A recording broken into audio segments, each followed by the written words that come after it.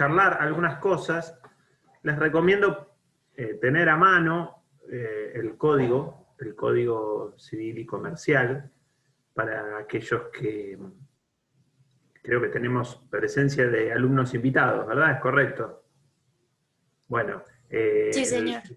lo que estamos usando ahora, nosotros en Argentina desde el 2015 tuvimos una reforma bastante importante, y por primera vez en más de 100 años se modificó nuestro Código Civil. El original era la autoría digamos, del doctor Vélez Sarsfield, y con muchas reformas había subsistido hasta el año 2015. Así que bueno, básicamente vamos a trabajar un poco con el código actual. A los efectos del examen también es útil que tengan presente que el parcial de la materia se va a tomar, tanto el primero como el segundo, trabajando con el código, o sea, el material que le podemos agregar nosotros en clase, y el Código Civil es como el núcleo duro de lo que vamos a tomar en el examen. Antes de arrancar, quisiera saber si de la clase anterior, o sea, no fue la semana pasada, sino la otra, que tuvieron conmigo, que vimos los elementos esenciales del contrato, le quedó alguna duda. Algo que me quieran preguntar. Estamos bien, por lo visto. El silencio reflexivo que están teniendo es porque o están buscando en el disco rígido a ver si hay alguna duda, o simplemente no se han podido tomar el tiempo suficiente como para asimilar los temas y ver si les quedó claro o no. No quiero remarcar, no me gusta ser de esos docentes que dicen, no, este tema que di yo es el más importante, porque en general todos los temas tienen su importancia, porque si bien lo vemos dividido por temas, lo que sería el programa de contratos, el contenido técnico es uno solo. Lo que pasa que para poder hablar de cuestiones como pueden ser, no sé, los vicios redditorios, la evicción, los contratos en particulares, necesitamos entender mínimamente qué es un contrato. ¿Bien? Y para entender qué es un contrato, bueno, esencialmente los propios elementos definitorios del mismo son aquellos que hacen a los efectos de poder comprender y distinguir si de algo de lo que estamos hablando es un contrato o es otra cosa. ¿Está? Así que bueno, de esa unidad 3, la unidad 3 es bastante extensa. El programa en la unidad 3 ha puesto una cantidad de temas. No sé si han tenido a vista el programa, pero el punto 1 habla todo de los presupuestos de los contratos. Recuerdan que, como les comenté la clase pasada, los presupuestos son externos al contrato, independientes de que exista o no un contrato. Y fundamentalmente se analizan sobre el sujeto y sobre el objeto. Aquellos que hacen digamos, el análisis del sujeto son la capacidad, la legitimación para obrar. No sé si se me escucha o se cortó un poquito ahí. ¿Me escuchan, no? Ah, bien, bien. La capacidad, la legitimación para obrar. Digamos, tienen que ver si el objeto es apto para ser objeto de un contrato. Entonces, por ejemplo, en Argentina, un contrato sobre compraventa de determinadas sustancias químicas está prohibido, o para poder hacerse requiere de una autorización especial, una habilitación especial del Estado. Lo mismo con la compraventa de armas de fuego.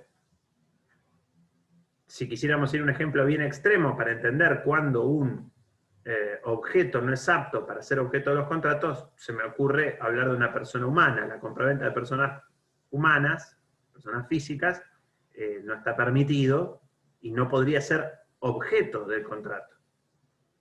Cosa de que, como también hablábamos la clase pasada, si lo miramos en perspectiva histórica y nos vamos a nuestro país antes de la Asamblea de 1813, un contrato de compraventa de personas hubiera sido algo válido, jurídicamente hablando, ¿no? Entonces, les decía, la unidad 3 habla de los presupuestos. Estos presupuestos son, digamos, una situación que se analiza previo para poder luego ver si vamos a poder llegar a los elementos esenciales del contrato. Es decir, si están los presupuestos, podemos analizar de un contrato si se dan los elementos requeridos para que éste tenga efectos como contrato. ¿Y cuáles eran? Bueno, yo les recordaba que sujeto, objeto, causa, fin y forma esencial son 4 en los que en general la doctrina no tiene duda al respecto. O sea, no hay mayor discusión. Y el consentimiento, que sería el 5º elemento, ninguna referencia a la película de Bruce Willis, que calculo que por edad no la debe haber visto ninguno, pero el 5º elemento que vamos a llamar consentimiento no es más ni menos que para algunos autores, el contrato en sí mismo. En cambio, para otros autores, es un elemento esencial de los contratos. Entonces, si se les preguntara en el examen cuáles son los elementos esenciales de los contratos, ustedes como mínimo me tendrían que responder 4 y hacer la aclaración sobre qué sucede con el consentimiento. No mantengan silencio sobre el consentimiento, ¿está? Exprésense porque nos va a ayudar a nosotros a entender que conocen el tema. Bien. ¿Alguno de los presentes, para hacer un poco más dinámico esto, le voy a pedir que del Código Civil me lea el artículo 991, que habla sobre la buena fe, por favor? Abra el micrófono, juéguese, y como en clase, léalo para todos.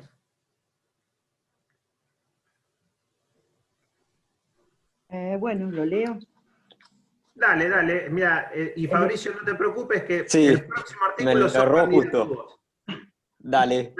Dale, Bueno, arrancá, por favor. Deber de buena fe. Durante las tratativas preliminares, y aunque no se haya formulado una oferta, las partes deben obrar de buena fe para no frustrarlas injustificadamente. El incumplimiento de este deber genera la responsabilidad de resarcir el daño que sufre el afectado por haber confiado, sin su culpa, en la celebración del contrato. Bien, bien. ¿Por qué me detuve acá en el 991? Bueno, fundamentalmente ustedes van a ver que nuestra legislación tiene un principio que rodea todo el Código Civil, no solo en materia contractual, sino en todo el Código Civil, que es el deber de buena fe. ¿Está? Este deber de buena fe, en el, artículo que leímos recién, el 991, es palpable porque está haciendo referencia a la presencia de la buena fe prácticamente en todos los momentos del contrato, e incluso antes de que éste exista. ¿Y esto por qué? Bueno, primero una referencia inmediata a los artículos 9 y 10 del Código Civil, que bueno, que todos los derechos deben ser ejercidos de buena fe, y que obviamente existiría abuso de derecho en el caso de exceder o vulnerar la buena fe en el contrato. Obviamente, de vuelta, siguiendo la línea de lo que planeó el codificador del 2015, es que se presupone, se parte de la existencia de que los contratantes están intentando celebrar un contrato como se suele dar en la práctica, porque me gusta mucho aclarar esto, no es que la buena fe es una excepción, más bien por el contrario, en la práctica lo que se ve son contratos celebrados de buena fe con el sentido de cumplirse. Y uno dirá, bueno, no pasa porque hay mucho incumplimiento. Y en la realidad no. Hay incumplimiento, y es el caso de trabajo de nosotros, de los abogados, pero el giro comercial habitual es muchísimo más grande que el porcentaje de incumplimiento. ¿Porcentaje de incumplimiento existe? Sí, claro que existe. Pero no para nada invalida al gran porcentaje que hay de cumplimiento de lo que las partes acordaron. Esto, que hoy les mencionaba como deber de buena fe, no es nuevo, claramente, viene desde el código de Vélez-Sarsfield, antes estaba en el artículo 1198, y básicamente tenía también esta contemplación de que digamos, se debía analizar la buena fe en todos los instantes de la celebración, tanto en la etapa previa como durante la celebración y aún en la etapa posterior. ¿Bien? ¿Alguna otra cuestión a tomar en cuenta del deber de buena fe? Yo les hago una clasificación que se las dejé en el trabajo, en el artículo que les pasé, para que pudieran ver. Si tienen un segundo, léanlo, el archivo que dice clase, unidad 3, es un material que les va a servir porque, aparte de explicarles una serie de cuestiones con relación al consentimiento, a la aceptación, hace un análisis también de lo que es la buena fe. Y básicamente se divide en dos. Una buena fe que sería, la vamos a llamar objetiva, y una buena fe que la vamos a llamar subjetiva. La buena fe objetiva, este obrar leal, tiene una importante recepción y efectos prácticos, es decir, de la propia teoría general de la buena fe se desprenden otras teorías, como pueden ser la teoría de los actos propios, ahora les voy a explicar cuál es, la teoría de la responsabilidad in contraendo, y la teoría que habla sobre la situación en donde por algún tipo de imprevisión el contrato no puede cumplirse, también llamada teoría de la imprevisión. ¿Bien?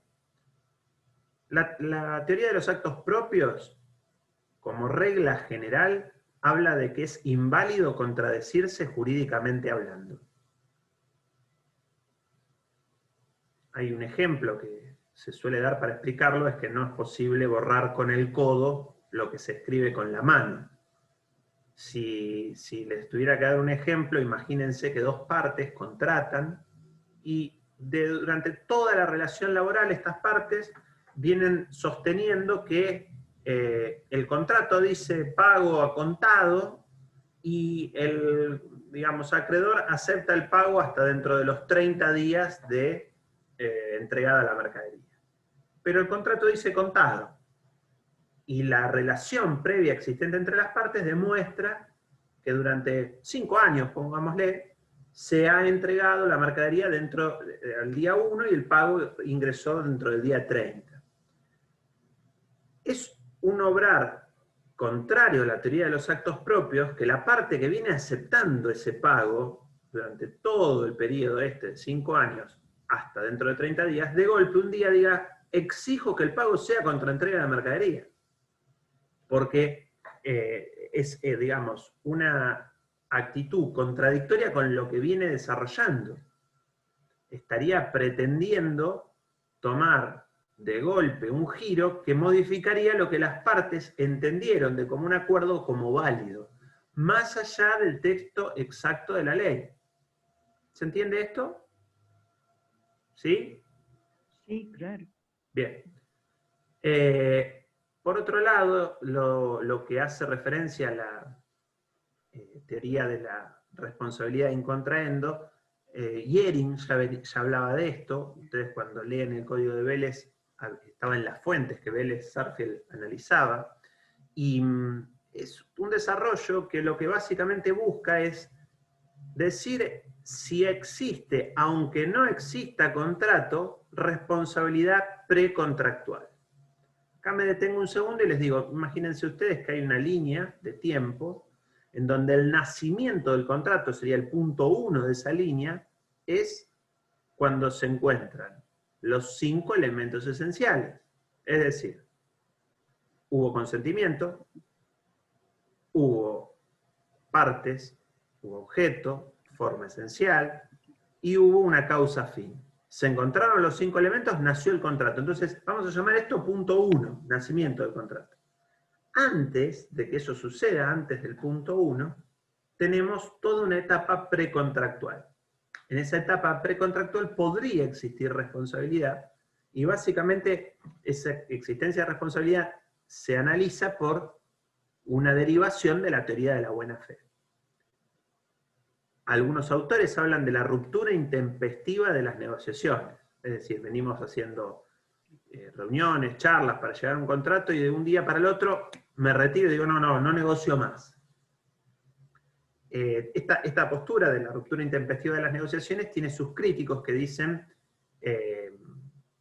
críticos que sostienen que no estamos en presencia de responsabilidad precontractual, porque dicen que una ruptura intempestiva se podría dar en cualquier contexto y sería ridículo obligar a las partes a que arriben a un contrato en el que no están conformes.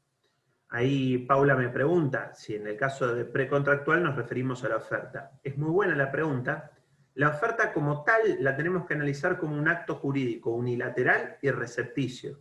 Es decir, por definición, la oferta es precontractual, porque para que nazca un contrato necesitamos la suma de oferta y aceptación. Ambos actos jurídicos unilaterales, recepticio quiere decir con un destinatario. Ambos actos jurídicos unilaterales, recepticios, cuando se juntan, forman el consentimiento.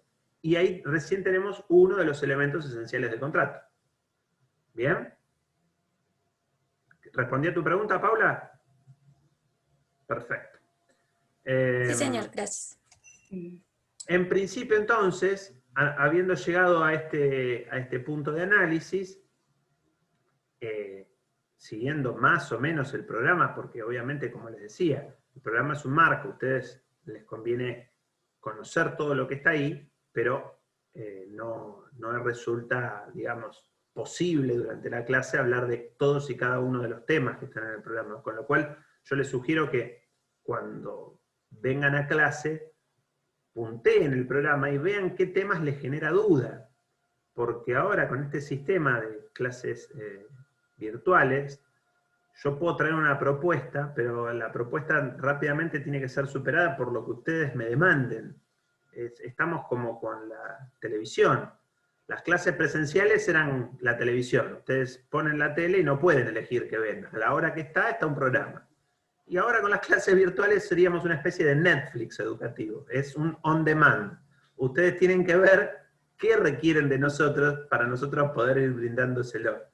¿Está? Entonces, si bien es nuevo para todos, para ustedes, para nosotros, el formato, vayan tomando herramientas que nos permitan hacer un poco más de ida y vuelta este encuentro, porque si no se vuelve una suerte de monótona charla de mí hacia ustedes. Y por ahí incluso es aburrido, porque no estando frente a la computadora se hace un poco más difícil de digerir. ¿Bien? Les decía que tratando de puntear el programa, todo lo que es presupuestos, el punto 1, tiene una parte que es la etapa precontractual, y que sí la tienen que relacionar con la teoría de la buena fe que recién les mencionaba.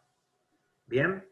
Entonces, ibas a hacer una pregunta, se me cortó ahí, Mirta. ¿Qué me decías? Bueno, por eso, la parte precontractual, ahora que en la Ley de Defensa del Consumidor la publicidad se integra, ¿no?, a la parte del contrato. Correcto, Mirta. Digamos, lo que nos acota acá la compañera es muy útil. Primero, como regla general, cada vez que hablemos nosotros, expliquemos algo de contratos, nos vamos a referir al contrato paritario, al contrato que está regulado en el Código Civil. Es decir, el contrato en el que las partes se consideran en un pie de igualdad.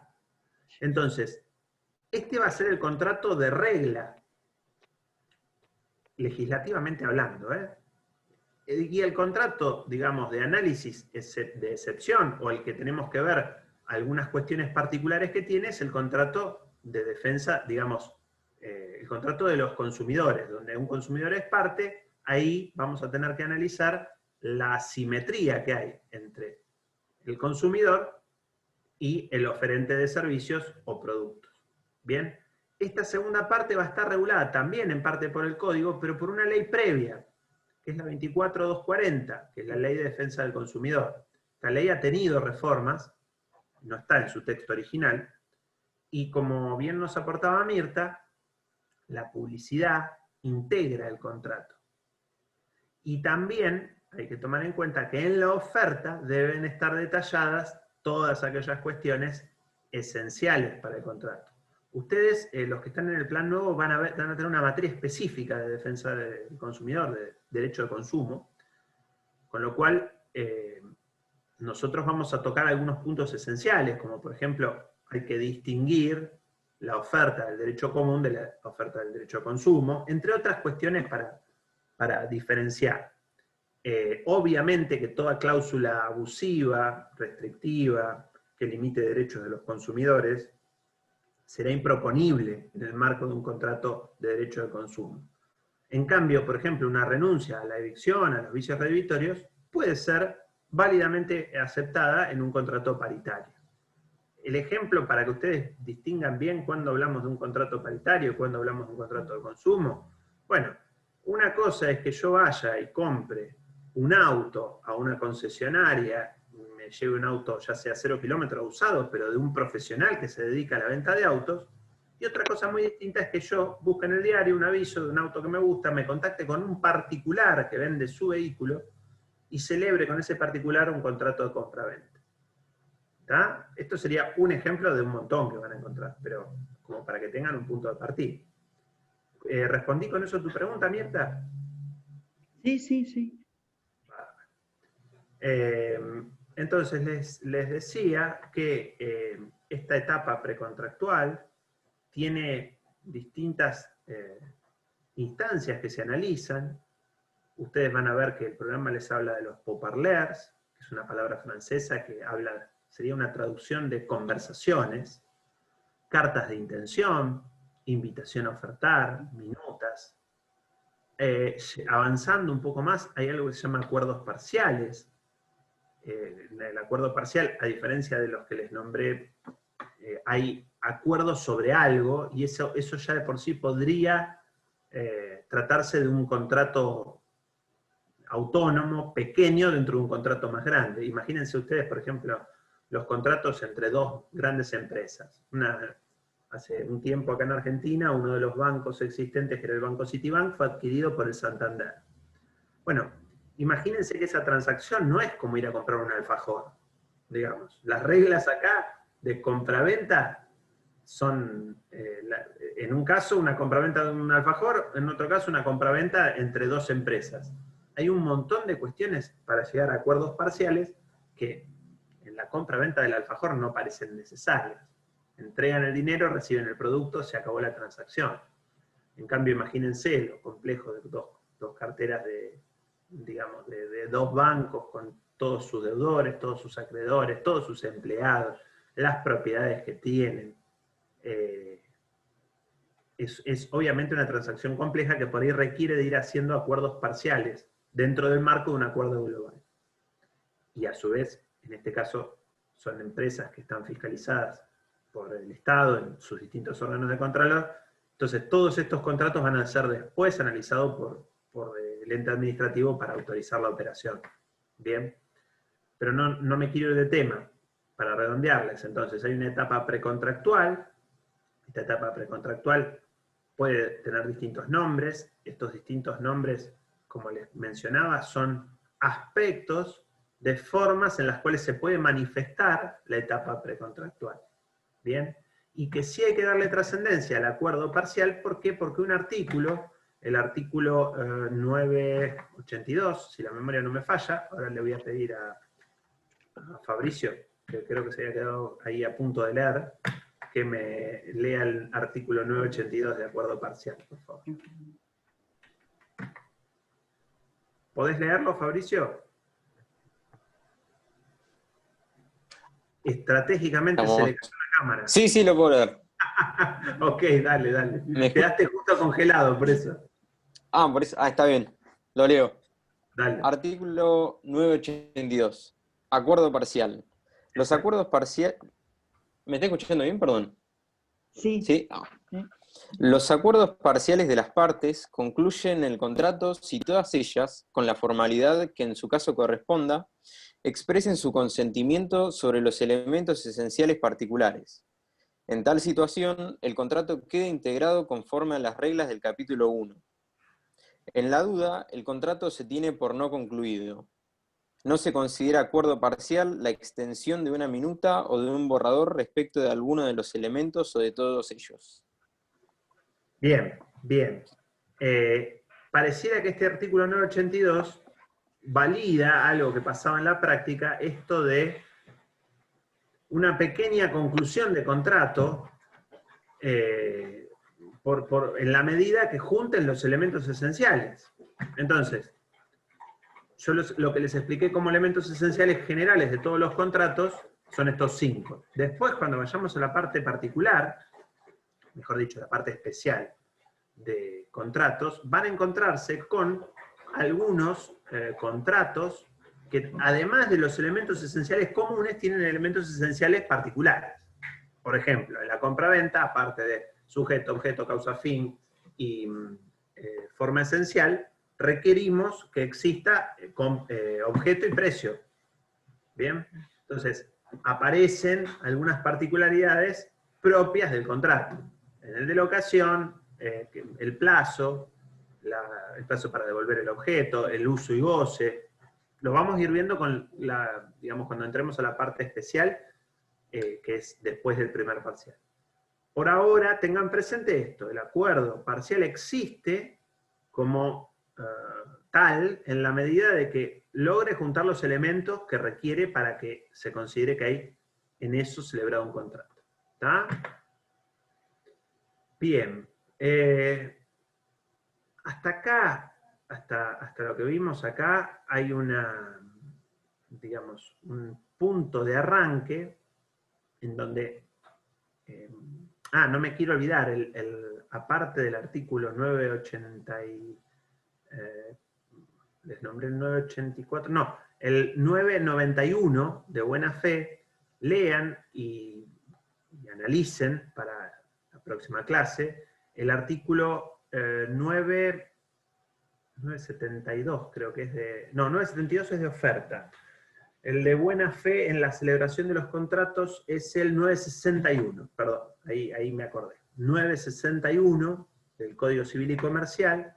Van a encontrar que también, al igual que el artículo 1198 del Código de Vélez, analiza estas 3 instancias en donde el contrato debe tener presencia de la buena fe, ya sea en la celebración, en la interpretación y en la ejecución. ¿Está? Bien. ¿Me querías preguntar algo, Mirta? Porque se iluminó tu... No, claro. En lo que razonablemente se habría obligado un contratante cuidadoso y previsor. Y ahí razonablemente es vago, ¿no? Es un concepto vago. Sí, correcto, Mirta, correcto. Hay una amplitud. Vamos a partir desde algo que resulta interesante como análisis, que es que el lenguaje es vago en su totalidad. Y ustedes me dirán, no, doctor, está exagerando. No, no. Yo les doy un ejemplo muy sencillo. Agarro una bolsa de papas y les digo, tomen de la bolsa de papas y hagan 2 pilas. En una pila pongan las papas chicas y en otra pila pongan las papas grandes. Y seguro que van a tener lo que se llaman casos claros. Una papa de un tamaño así, la van a poner en la pila de papas grandes. Una papa de un tamaño así, chiquitita, la van a poner en la pila de las papas chicas. El problema empieza a ver con las que están en una situación difusa, que no saben si van en una o en la otra. ¿Esta es lo suficientemente chica para la pila de papas chicas o esta no alcanza y tengo que ponerlo en la pila de papas grandes?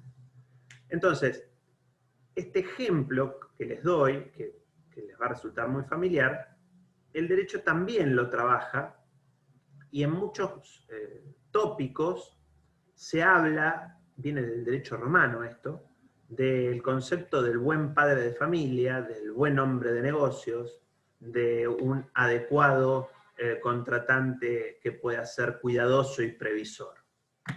Son las reglas generales que obviamente varían con el tiempo, pero que se interpreta que tiene que tener un mínimo, un estándar mínimo de previsión. Y un ejemplo muy bueno para esto es analizar el contrato de depósito. Por ahí con esto lo ven con mayor claridad, lo vamos a volver a ver cuando veamos depósito, pero en el contrato de depósito hay dos variables, una que el contrato de depósito sea oneroso y otra que el contrato de depósito sea gratuito. Y en el contrato de depósito gratuito, el depositante, es decir, la persona que recibe el bien a custodiar, cumple si pone el cuidado en lo que le dieron, idéntico al cuidado que pone en sus propias cosas. ¿Bien? Ahora, si es oneroso, se le exige un estándar que es adecuado al buen hombre de negocios. ¿Bien? Imagínense ustedes que estemos hablando de, me voy de viaje, tengo mi mascota, tengo un perro, y lo tengo que dejar en depósito, por más feo que suene, para el derecho, en principio, los animales integran el universo de las cosas, son propiedad de, ¿bien? Entonces lo tengo que dejar en depósito y lo puedo dejar a mi vecino, que me lo tiene gratis, o a una guardería de animales.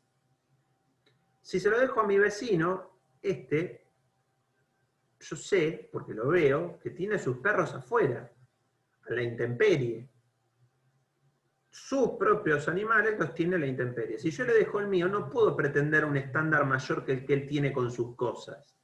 Entonces cumple si lo tiene a la intemperie, pero por ejemplo dentro de su cerca, e incumpliría si lo tiene a la intemperie y en la calle. Ahí no está cuidándolo de la misma manera. ¿Bien? En cambio, si lo llevo a un lugar donde pago, que hay una guarda de animales, el estándar del buen hombre de negocios establece que ese animal no puede estar a la intemperie. Tiene que tener por lo menos alguna zona con caniles, alguna zona a resguardo, y ahí sí le podría exigir un estándar de cumplimiento porque es un profesional de lo que hace, un profesional en este caso de la guarda de animales. Entonces, con este ejemplo, lo que trato de señalarles es que a veces se identifica con facilidad cuando se cumple o no el estándar requerido. Otras veces es mucho más complejo y ahí entramos a trabajar nosotros, los abogados, con el material que nos proporciona una parte y la otra. Pero sí, el lenguaje tiene texturas abiertas que nos permiten muchas veces hacer interpretaciones. Y cuando todo sale bien, no pasa nada. El problema es cuando hay interpretaciones diversas de un mismo tema. Bien. Entonces, uno de los conceptos fundamentales que tienen que saber y tienen que conocer para el examen es el de buena fe. Ya vieron que nombramos desde el principio del código, artículo 9, artículo 961, y obviamente el que vimos sobre la parte de la buena fe en la etapa previa. ¿Está? Con esto más o menos tienen redondeado el principio de la buena fe. Agréguenle las teorías que les dije que se desprenden, teoría de los actos propios, de la responsabilidad in contraendo y de la imprevisión. ¿Bien? Teoría de la responsabilidad in contraendo, más o menos se las mencioné, la de los actos propios también, la de la imprevisión la vamos a ver más adelante. Pero por ahora, con que manejen esto, más o menos vamos a estar bien. Otra cuestión que también trae el programa, que puede ser útil para ustedes, para evitar que les genere, digamos, algún tipo de inconvenientes al momento de leerlo, es entender bien que nuestro código es código civil y comercial, y habla o analiza una importante, muy importante rama, que es la rama del derecho privado. Si el Estado interviene en un contrato, en cualquiera de sus formas, y aún que digamos, tenga algún tipo de intervención específica, estamos hablando de derecho, en principio, derecho público. Es decir, las relaciones del Estado entre sí, las relaciones del Estado y sus dependientes, las relaciones de contratación del Estado, en principio, se rigen por el derecho público. No, el Código Civil y Comercial muchas veces aparece como supletorio a lo que se estableció en el derecho público. Pero la regla, las dos ramas en las que en principio se entronca nuestra legislación, es derecho público, derecho privado. Y lo que estamos analizando acá, todas las civiles, civil 1, 2, 3, 4 y 5, que ven ya sea parte general, obligaciones, contratos reales, sucesiones y familia, son una subrama del derecho privado. ¿Está? ¿Por qué es importante distinguirlo? Porque, bueno, no serán las mismas las reglas que se apliquen cuando estemos en el derecho público que cuando estemos en el derecho privado.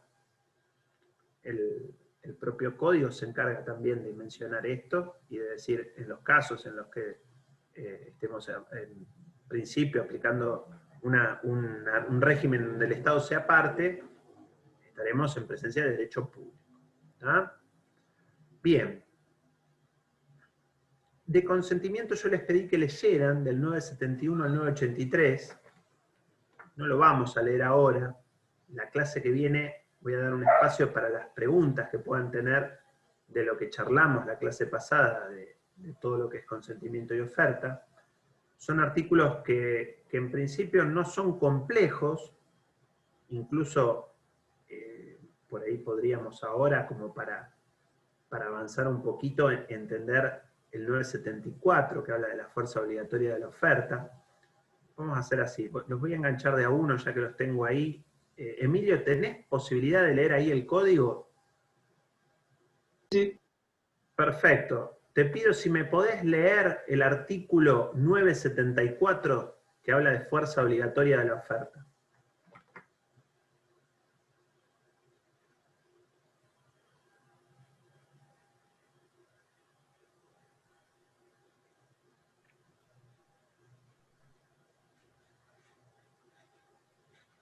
Así de paso les conozco las voces, entonces me va a resultar más fácil cuando lleguemos al oral.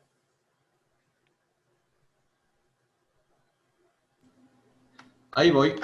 Perfecto. Artículo 974. Fuerza obligatoria de la oferta. La oferta obliga al proponente, a no ser que lo contrario resulte de sus términos, de la naturaleza del negocio o de las circunstancias del caso. La oferta hecha a una persona presente o la formulada por un medio de comunicación instantáneo, sin fijación de plazo, solo puede ser aceptada inmediatamente. Cuando se hace a una persona que no está presente, sin fijación de plazo para la aceptación, el proponente queda obligado hasta el momento en que puede razonablemente esperarse la recepción de la respuesta, expedida por los medios usuales de comunicación. Los plazos de vigencia de la oferta comienzan a correr desde la fecha de su recepción, excepto que contengan una previsión diferente. Muchísimas gracias, Emilio. Como habrán escuchado, acá tenemos también otro término de estos abiertos, cuando dice el proponente queda obligado hasta el momento en que puede razonablemente esperarse la recepción de la respuesta.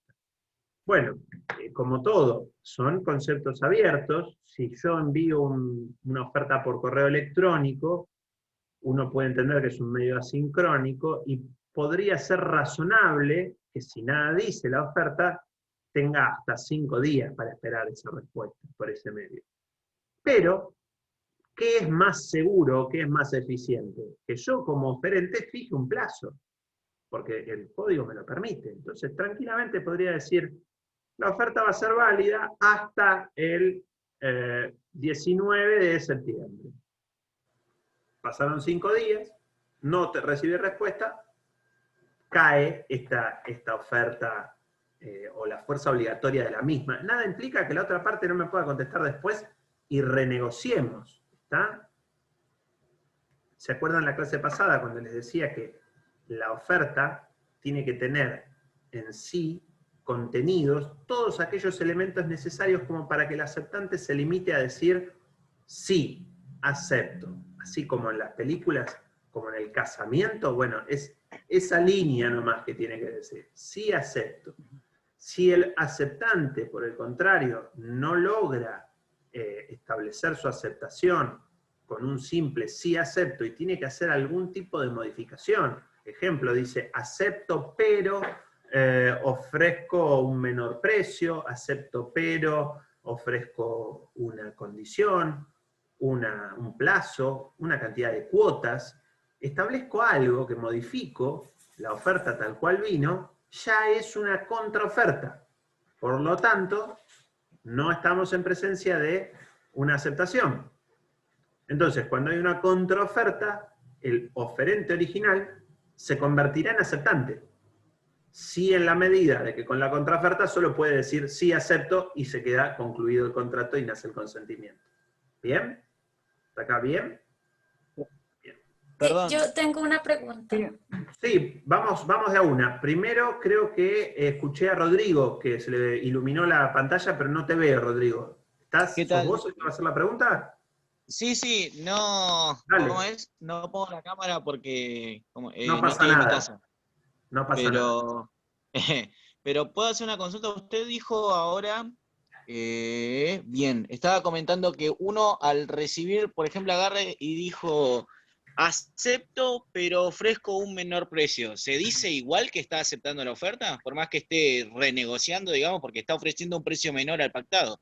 Correcto, no es aceptación. Ese es el concepto que quiero que les quede claro. Si digo acepto, pero quiero pagar, yo te ofrezco, no sé, mi teléfono a 100.000 pesos. Y vos me decís, acepto, pero quiero pagar 90. Eso no es una aceptación. Eso se convierte en una oferta. ¿De quién? Del que tenía que aceptar. Cambian los roles entre oferente y ofertante. Exactamente, Rodrigo, exactamente. Perfecto. Bueno, Perdóname, eso era todo. ¿Rodrigo es el nombre o el apellido? Me lo preguntó el año pasado cuando hice el curso también. Y no me acuerdo. ¿Qué me respondiste? Lo mismo, Mateo el apellido. Ah, bien. Bueno. Gracias. No, por nada. Después tenemos una pregunta, creo que era Paula.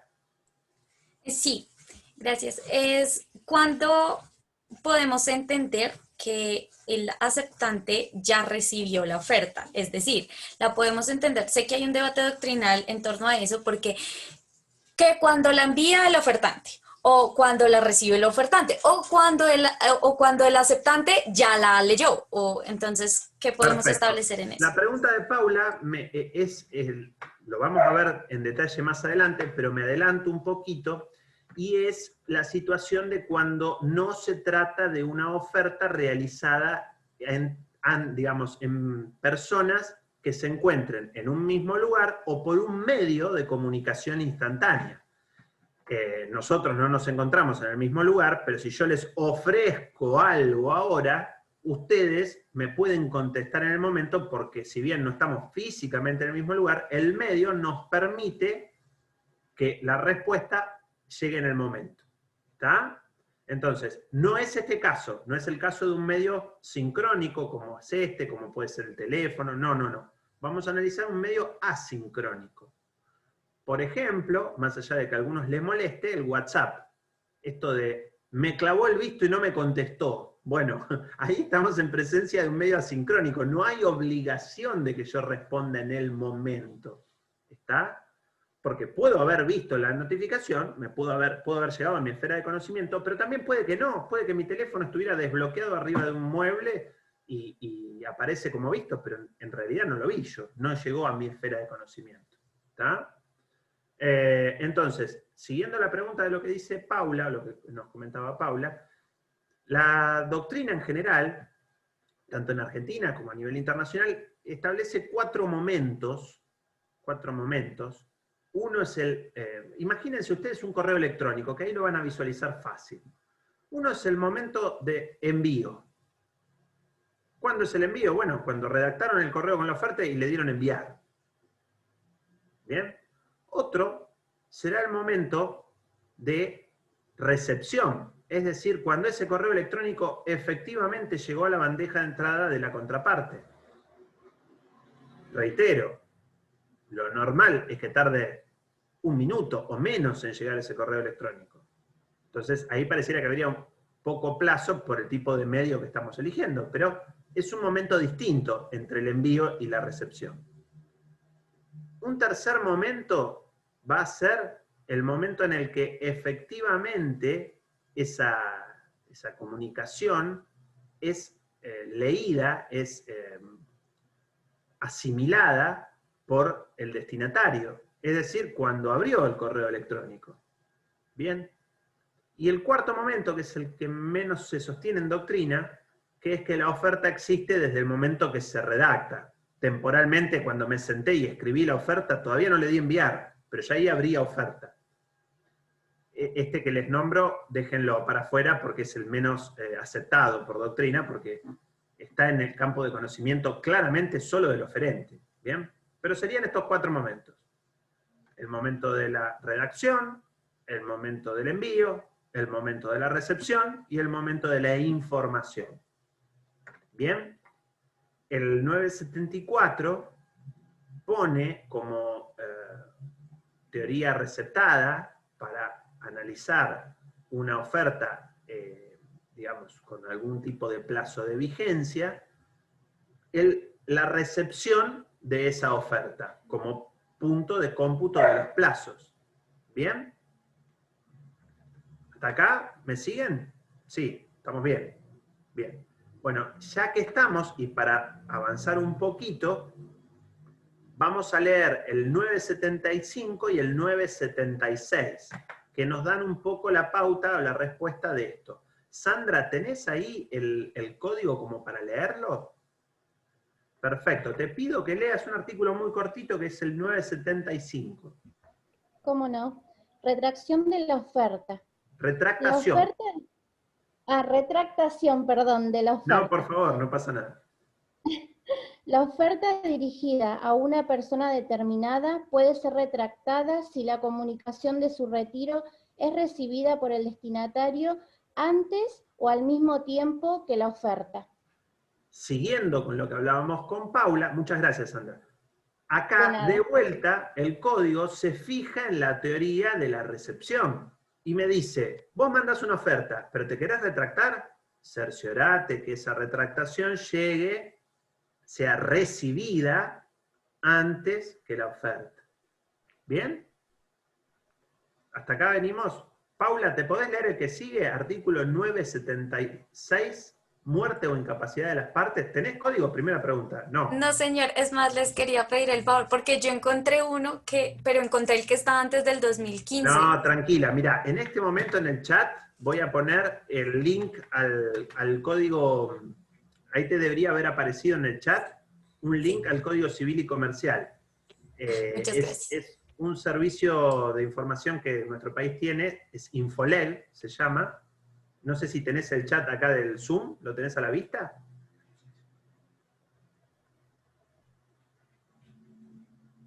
Bueno, en el chat yo puse un acceso, le haces clic nomás y te va a mandar directamente al código, a la versión actual del código.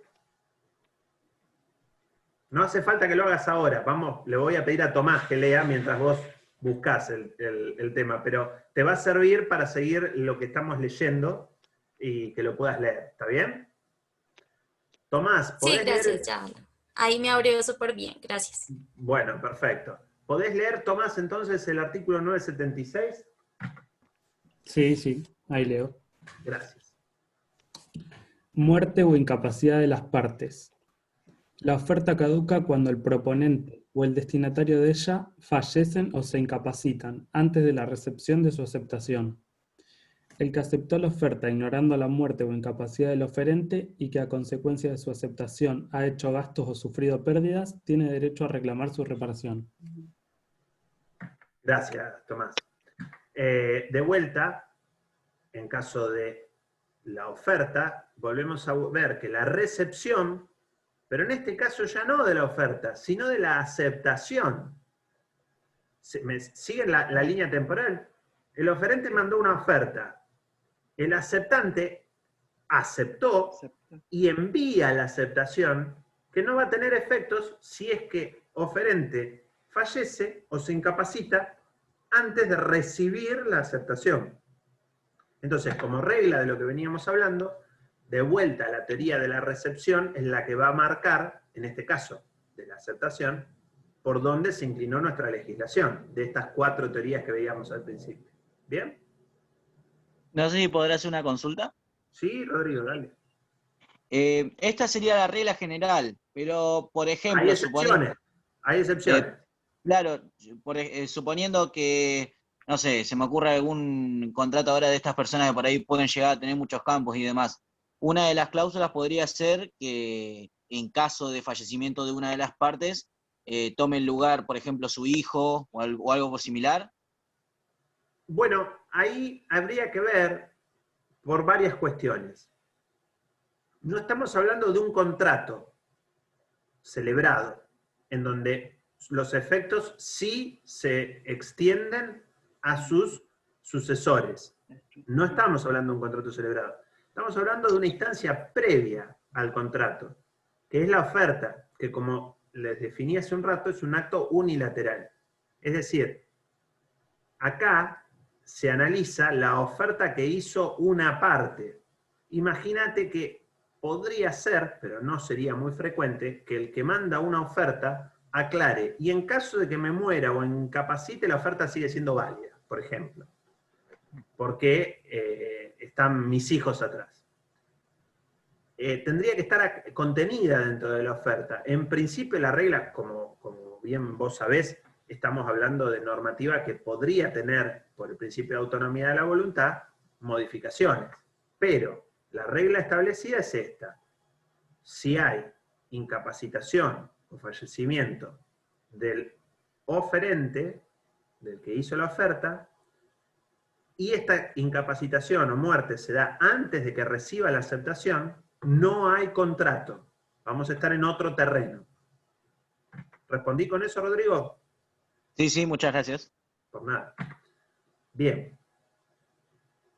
Hay una excepción en el 976 que aclara que si yo acepté, y esta aceptación es de buena fe, no es que sabía que había fallecido mi oferente, y a consecuencia de esta aceptación hice gastos o tuve pérdidas, puedo reclamar la reparación de esos gastos o esas pérdidas. Obviamente los tengo que, digamos, que acreditar. No puedo decir, ah, no, sufrí pérdidas. Bueno, ¿qué pérdida? Y hice, no sé, un gasto de depósito. Tengo que definir con la factura de depósito. ¿Está? Esto que terminamos de analizar, el 980, avanzamos un poquito y también lo menciona, es lo que les estaba comentando, de que es la posibilidad, digamos, de perfeccionar el contrato entre presentes o entre ausentes, y la posibilidad de retractar la aceptación tiene la misma regla, o muy parecida, por lo menos, a la retractación de la oferta. De vuelta, estamos en presencia de un código, digamos, de contratos paritarios, donde las partes son iguales, ¿está? Y a esto le tenemos que agregar que la Ley de Defensa del Consumidor hace algunas diferencias, como mencionábamos más temprano, y la principal que tienen que grabarse a fuego, porque suele preguntarse incluso en los exámenes, es que en el derecho de consumo esta oferta puede ser a persona indeterminada, en cambio en el derecho civil no, es a persona determinada. Un dato de color, que lo van a ver rápido, si alguno de ustedes sale a caminar y ve una vidriera que tiene un producto que les interesa, la oferta no está hecha para ustedes, está hecha para cualquiera que pase por ahí y la vea. Esa es una oferta a persona indeterminada, ¿tá? Y es válida en el derecho civil, pero de consumo, ¿tá? En cambio, el derecho civil paritario requiere que tenga un destinatario. ¿Tenemos esto? ¿Hasta ahí? ¿Estamos bien? Bueno, yo para hoy quería que se llevaran esto. Les pido que para la clase que viene tengan ya leído el material que les subí. Probablemente la clase que viene sea asincrónica y les suba algo de material escrito y algunos pequeños videos sobre una especie de resumen de lo que hemos charlado hasta ahora. Y bueno, y obviamente cualquier duda me tienen por el campus o en el próximo encuentro sincrónico. ¿Estamos bien? Bueno, estimados, Muchas gracias. nada que agradecer, estamos Gracias, en contacto y hablamos cualquier cosa. Gracias, profe. Nos vemos. Hasta la Gracias, que próxima. esté bien. Hasta la Chao, próxima. chao, hasta luego, chao, chao. Gracias, hasta luego.